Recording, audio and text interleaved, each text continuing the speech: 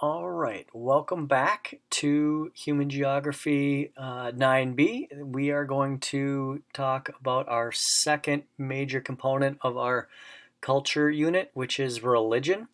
So the essential questions in our notes today are going to be: where are religions distributed in the world? What is the difference between a universalizing religion and an ethnic religion? How do religions affect the cultural landscape? And how do religions lead to conflict? So here we go. First of all, how are religions classified? This is a pretty important concept. The idea of two different types of religions, two broad umbrellas of religions. One is universalizing and the other is ethnic. All right. The major universalizing religions are going to be Christianity, Islam, and Buddhism. The major ethnic religions are going to be Hinduism, Judaism, or Confucianism. And universalizing religions attempt to appeal to everybody, everywhere, whereas ethnic religions are going to be content to stay in one particular space and have meaning to one particular group of people. We can also break down religions into further down into branch, for example, Protestant or Catholic or Orthodox in Christianity, or Shia and Sunni in Islam, right? And we can then also further break it down into denomination, such as Lutheranism or Baptism or Methodism. So if we look at the world's breakdown in terms of religion, right, we look at Christianity being about a third of the population of the world. About a quarter of the population are Muslims or practice Islam. About 15% are Hindu, and they're going to be heavily concentrated in South Asia. You see about 6.5 as Buddhist. You see folk religions in like Southeast Asia or Africa or Latin America at another 5.5%. You see Judaism at just a small number, but is very important in terms of its connection to Christianity and Islam. So at 2% of the world.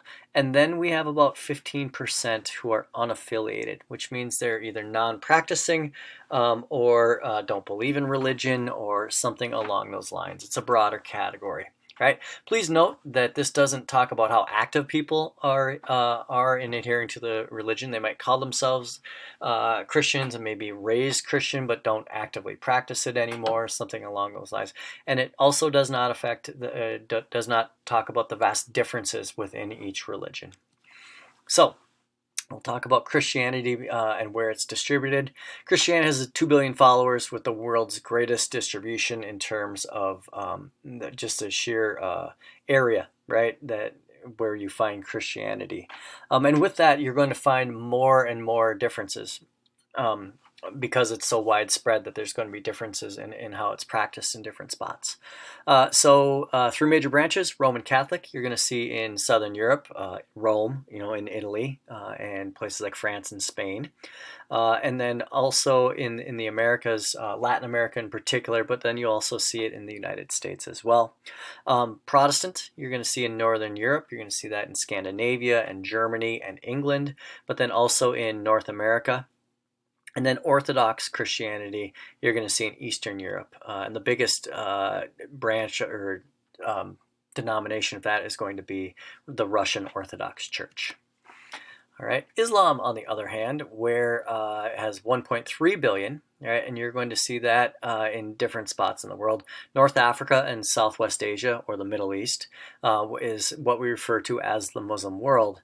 Right, and you're going to see a high concentration of Muslims there. But keep in mind that nearly half don't live in that area. That half live in Indonesia, Pakistan, Bangladesh, and India. Indonesia is the country that has the largest number of total Muslims, and India, with its 1.3 billion people, is dominated by Hinduism, but has 200 million Muslims, and they're a minority religion there with 200 million people, which is kind of crazy. if you think about it. Two major branches are going to be Shia and Sunni. There are a couple other really tiny branches as well, but the bulk of the Muslims in the world would fall under the branch of Sunni. Shia is going to be clustered mainly in Iran and Iraq. And that leads to some differences that Shia Muslims and Sunni Muslims often clash both in Iran and Iraq. Right? Buddhism is not as distributed as the first two universalizing religions, Christianity and Islam.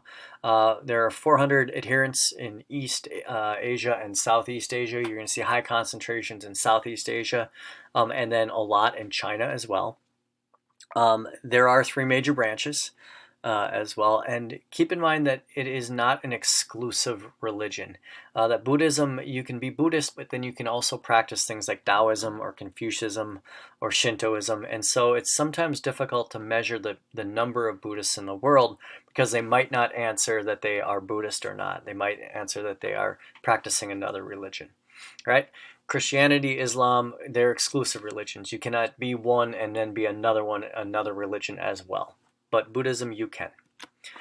Right? Ethnic religions are going to be highly clustered and going to be very generally going to be confined to one single spot. Right? Hinduism is a good example of that. You have 900 million Hindus, and 97% of them live in India. 90 to 90 and live in South Asia. All right. Confucianism and Taoism, you're going to see fairly clustered in China, Korea, and Japan. Shintoism is almost exclusively in Japan. Judaism is the exception to this because the Hebrew people, the Jewish people, got expelled from their homeland of Israel by the Romans in the first century. And so they're the most spread out of all the ethnic religions, but that's not necessarily by choice. That's through political problems and discrimination and things like that. Right? Again, Judaism is the origin of monotheism. Right? That it's going to have connections between Christianity and Islam as well. Right? And then you have tribal religions in Africa, South America, Southeast Asia, and that's a broad thing. It's going to look very different depending on where you go. All right, so there is our nice little map. Notice the large distribution of Christianity.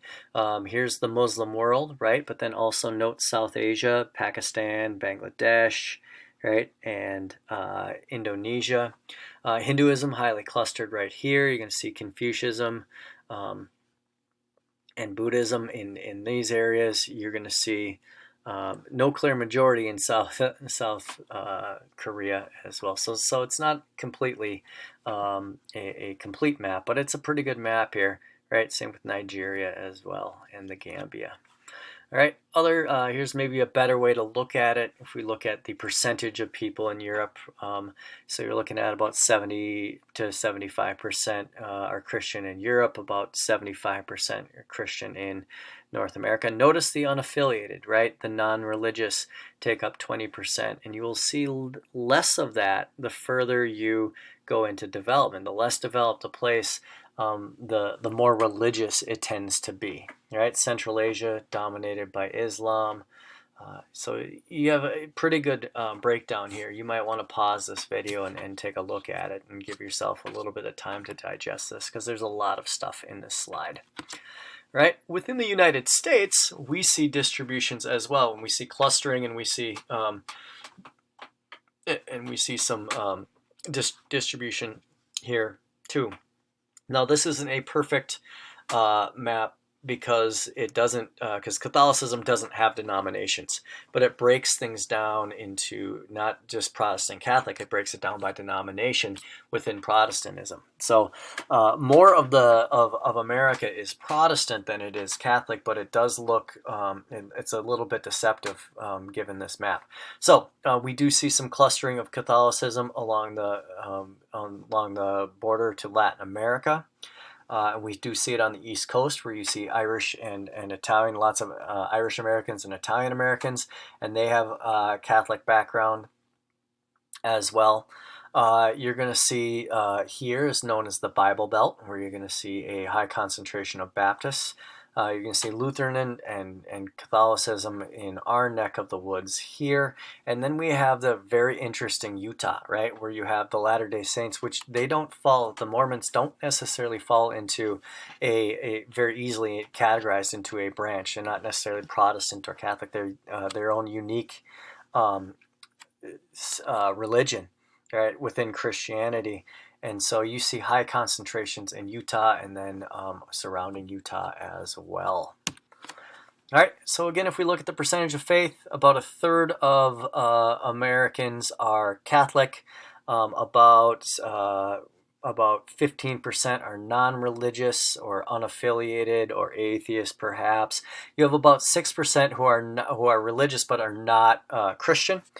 So those would be Muslims, Judaism, any other religion, right? And then we have other forms of Christianity in here, all of this. So if we add all of this up, we're really looking at about 80% of America practicing some form of Christianity, right? And again, we look at these being the Protestant denominations are going to be bigger than Catholicism, right? So it's a bit deceptive because Catholicism does not have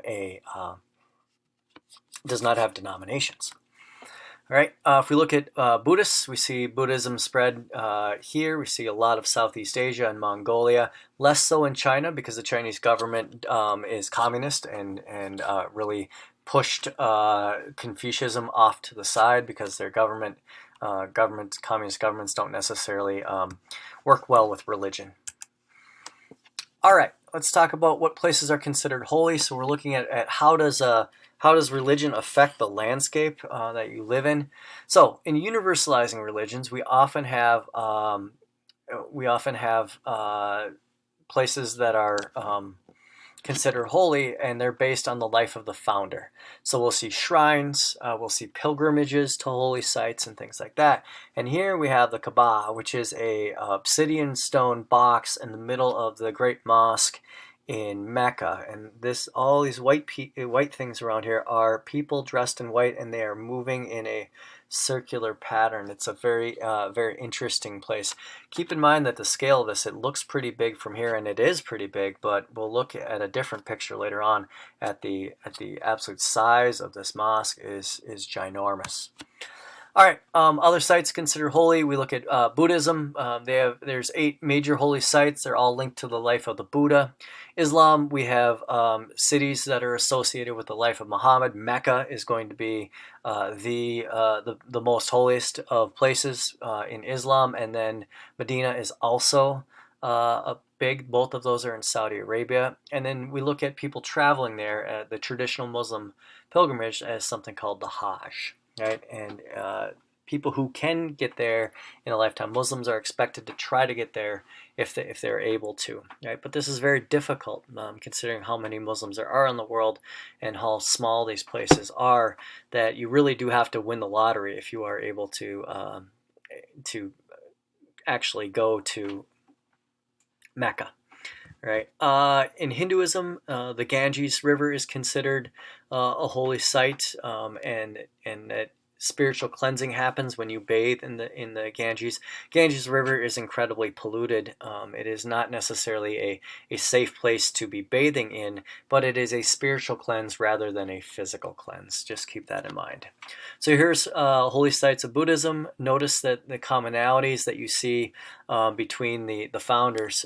We have places where the founder was born, right? You have places where they ascend into heaven, right? Which sounds a little bit like Christ and a little bit like Muhammad as well.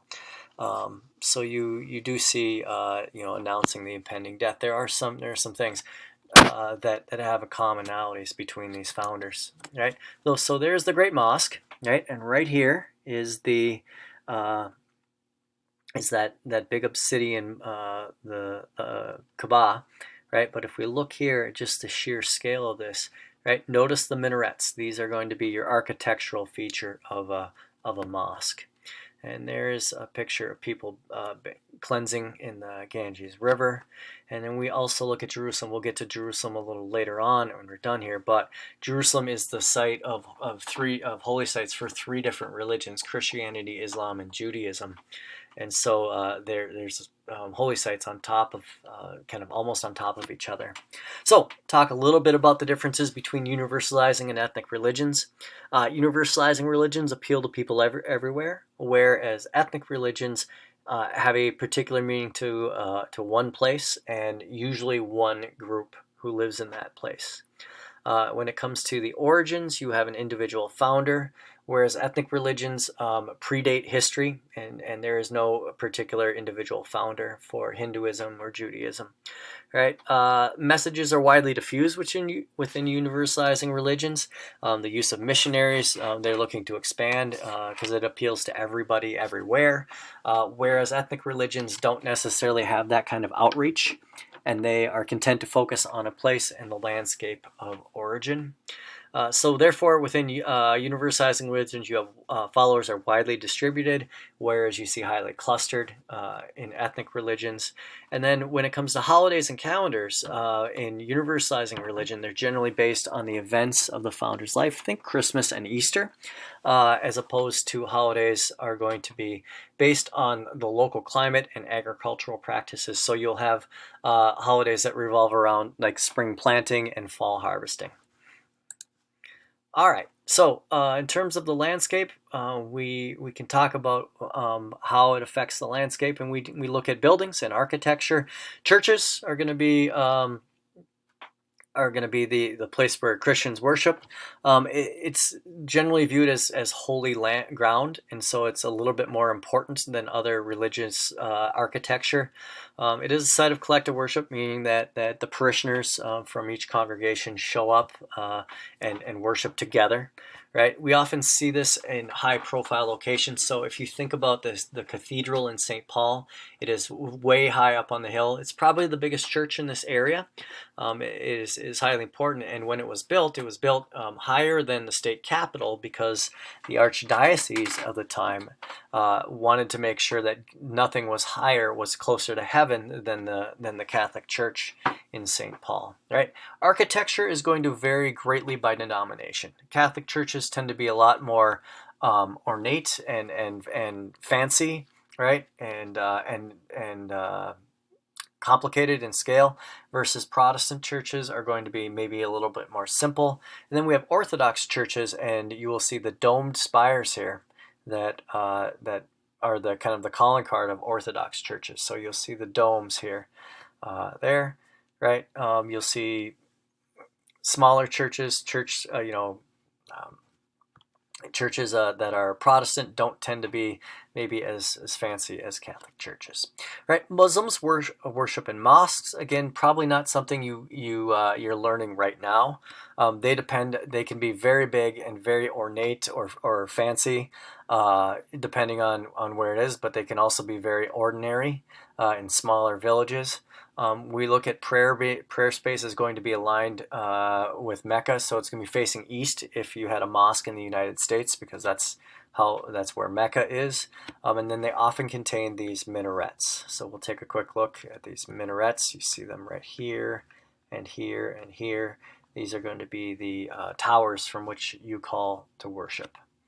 All right, Hindus worship in temples, but it's not necessarily collective worship like in mosques or in churches. All right, we do see this as home of one or more gods. Now, keep in mind that that there's an idea that God is in everything within Hinduism, so they're not going to necessarily see themselves as polytheistic here, right? And these shrines often contain relics, which are holy artifacts. All right, Buddhists and Shintos worship in something called pagodas, right? These are going to be, you're going to look at the curved roof lines are going to be kind of the calling card there. The Torii Gate is the other one, which is this thing here, which marks the entrance. They're also not used for collective worship, and then some will contain relics of the Buddha. All right, these pagodas are usually located near a temple where you have collective worship. All right. Other ways that religions affect the cultural landscape is in something we call deathscapes, and that is how do we deal with the burying or the disposal of dead bodies. So climate, landscape is definitely going to affect that, right? And then also what each the doctrine or what each religion believes. So you're going to see burial and entombment in Christianity and in Islam and in Judaism, right? The monotheistic religions are going to practice burial and entombment. Other methods we look at is cremation is the method used in Hinduism, right? Some places will do exposure on mountains if there's not a place to bury people, or disposal at sea. If you'll see on island nations, they'll float the bodies out to sea. Cremation, keep in mind, is much more popular than it used to be in the United States. It is one of the faster growing ways of handling a dead body. All right, our last part that we're looking at here is how does religion create conflict, right? And so a couple things we look at is the difference between religion and then social change. And when social change happens, it is often met depending on the religion and the type of religion that's being practiced. It's often met with resistance from the religion. Social change isn't necessarily seen as a good thing. A good example of that is the Taliban in Africa, all right, and then also the practice of the caste system in India. And the caste system is an idea that where you are born is where you stay. It's kind of your lot in life. And then if you do your duty, which is called dharma, and you will receive good positive energy, which is called karma. And then when you die and you go to your soul is reincarnated. And you will come back as somebody higher up in the next caste. So it's a social pecking order. We have a class system in the United States where you can start off poor and work your way to be rich, or vice versa. But in the caste system, where you're born is generally where you stay. Now, this is outlawed, right? It does not exist in theory, right, by law, but it still is very much a part of Indian society and culture because it's still tied to the Hindu religion. Right? The Taliban, on the other hand, were pretty much the worst government in the world when it comes to human rights and how people were treated. Right? And they enacted very, very strict laws that were in theory Muslim, but in practice really don't represent what the bulk of Muslims think or believe in. So here are some laws that the Taliban, and this is in Afghanistan, right? Now keep in mind that the Taliban, they are no longer there at this moment, right? So some things, right? And you can read these. I'm not going to read them all to you, but a lot of it has to do with these things are looked at as basically keeping women secluded from normal society, right? So must not speaking loudly, must not wear high heels, must not appear alone in public, must not be filmed or photographed, forbidden from appearing on balconies, presence on radio, television, public gathering of any kind. Right? Other things, the internet, television, and music were banned. The keeping of birds and kite flying were all banned. Books that weren't religious were banned. Public laughing, shouting, and clapping were also banned as well. In the meantime, things in Afghanistan that weren't Muslim, that were other religions, were either destroyed or forbidden. There were public executions, all sorts of different things that happened there. All right, now it's important to note, right, that this is Al Qaeda, right, and this is the number of Muslims, and you have the Taliban is somewhere in this dot as well, right, in this tiny little dot. So it's important to remember that kind of this fundamental Islam is not really what is practiced by far and away the bulk of the Muslim population in the world. right? And we compare that to the American population, right, which is 300 to 325 million, and we're looking at the Muslim population in America, and we're not looking at a very high number of people who think like the 9/11 terrorists or think like the Taliban. So just keep that in mind. Conflicts that exist within religion, right? There are religion, conflicts within a religion as well. The best example of that, we look at something called fundamentalism, which is the literal interpretation of doctrine or strict adherence to the rules, whereas other parts of the religion are going to view things a little less strict. And so there's going to be conflict when you have that. A good example of a conflict within a religion is Ireland. Right? And Ireland is made up of Catholics and Protestants. The southern part, which is the Republic of Ireland, is almost exclusively Catholic, whereas the north is a split between Catholic and Protestant.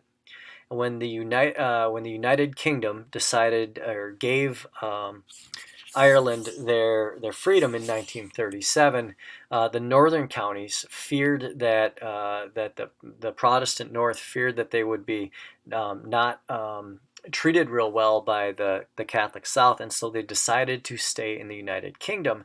And so you have two different countries on the island of Ireland. Right? In the south, you have the Republic of Ireland, and in the north, you have Northern Ireland, which is part of the United Kingdom. From which there's been a low-key civil war that goes on. You have the Irish Republican Army that was formed to unite Ireland. You have Protestant retaliation and brigades that go through there as well. And so there was a very very bloody, dangerous place to be in the 70s and the 80s. Right, here's our map. We look at the percent Protestant. We see it highly clustered in the United Kingdom part, the Northern Ireland here, whereas the rest of this is really pretty. The rest of this is pretty Catholic. All right, and then perhaps the biggest conflict within, not within a religion, but religion versus religion. We see religious conflict in Israel, and we see in Jerusalem. All right, so keep in mind that this land, what is ancient Palestine or modern day Israel, is considered holy by all three of the monotheistic religions. Judaism, Islam, and Christianity all have holy sites in Jerusalem. And so you have the Jewish people who were expelled in the first century, 1 AD or 100 AD, somewhere in there, by the Roman Empire, right? And the people then who lived there were a mix and got along really well up until the 1900s. And then there were a mix of Christians and Muslims and Jews, all right? But with the creation of Israel after World War II, and keep in mind World War II had the Holocaust, where we had, the extermination, the genocide of 6 million Jewish people. Right, you see this return, this idea that Israel should exist as a homeland for Jewish people. Right, so up until 1917, it was controlled by the Ottoman Empire, right? And the Muslims controlled that area. It was occupied by the British after World War II because the Ottoman Empire lost after World War One, because the Ottomans lost World War One and then ceased to be a country, and it was broken up and made into many countries. The modern borders are made up after World War I. 1947, the UN divided Palestine into areas for Jews and Muslims, which are going to be the Palestinian people, who are Arabic speaking and generally Muslim, right? Although you don't necessarily have to be Muslim to be a Palestinian. 1948, Israel is created as a nation for Jewish people. And the very next day after it's created, the neighbors of Israel go to war against Israel. They don't see this as a legitimate thing. They see this as their land being taken away, or Arab land being taken away. And so there's a series of wars that are fought between 1948 and 1973. And every time that happens, Israel wins. Israel digs in and they fight and they win. And when they do, they end up taking more land than they were allotted in 1947, 1948.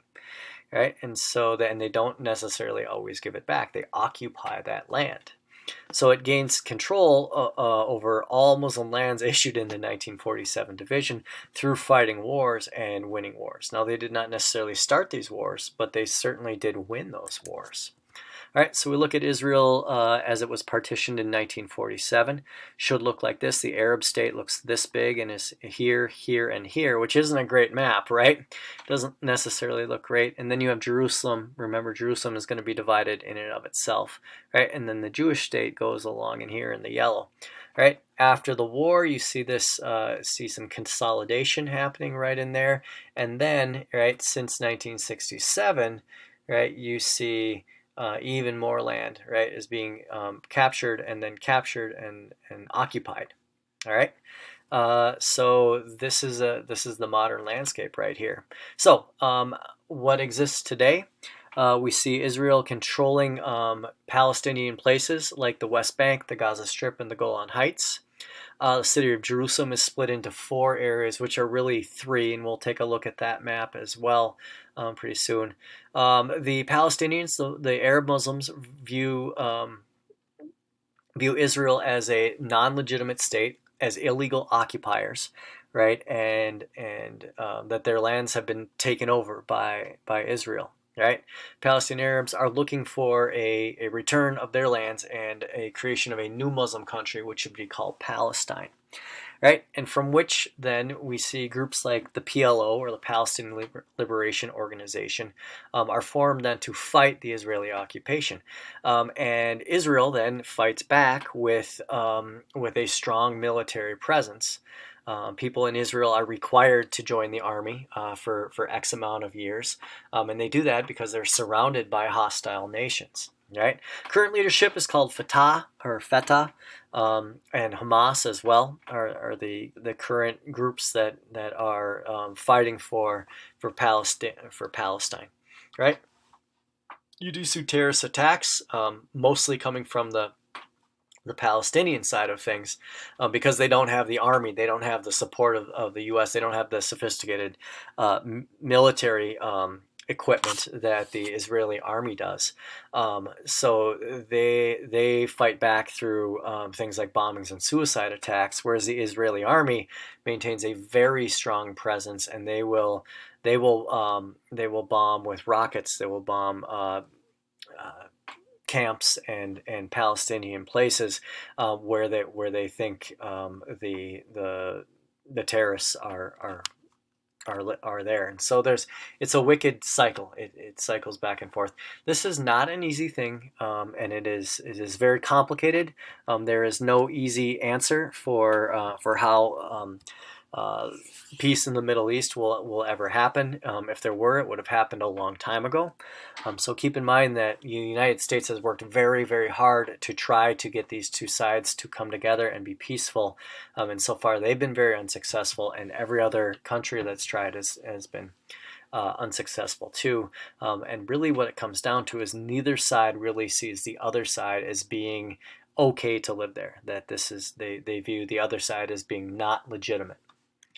All right, so we do see walls being built to protect Israel from Palestinians and vice versa in theory, right? And here's Jerusalem, right in here along this line and on this occupied West Bank, right? And then note that we have barriers that exist in here, right? And you have Israeli settlements. So Israeli people have moved in and started to build and occupy these areas that were supposed to be Palestinian. And so this is pretty controversial as well, right? And so you'll note that these walls are generally used to protect these settlements. right? And this is what they look like here. The Palestinian side, note that it's going to look more like a war zone here, whereas the Israeli side less so, that the Israeli government is really worried about what's happening on this side and not so much what's happening on that side. The surveillance camera is pointed this way, not that way. All right, so here's Jerusalem divided. You have the Muslim quarter right in here, right, where you have different holy sites, like the Dome on the Rock is a very important holy site. This is where Muslims believe Muhammad ascended into heaven. Right, here's the Jewish quarter, where you have the Western Wall, which is a very holy site for Jews. It was the remaining temple wall of the temple from when it got knocked down. And then you have these two, the Armenian Christian quarter and then the Christian quarter, and these two generally are one and the same. They tend to kind of bleed together, right? So you have, this is how it is divided. All right, and again we see these holy sites, right? Here's the Western Wall in the foreground. Here's the Dome on the Rock in the back left, and then the Al-Aqsa Mosque on the back right as well. So they are very, very close to each other, right? And then Christians also have the Church of the Holy Sepulchre, which is a Orthodox Christian holy site as well. All right, we're going to skip the summary for now. I hope you learned a lot, and we will, don't forget to take the Open Note quiz.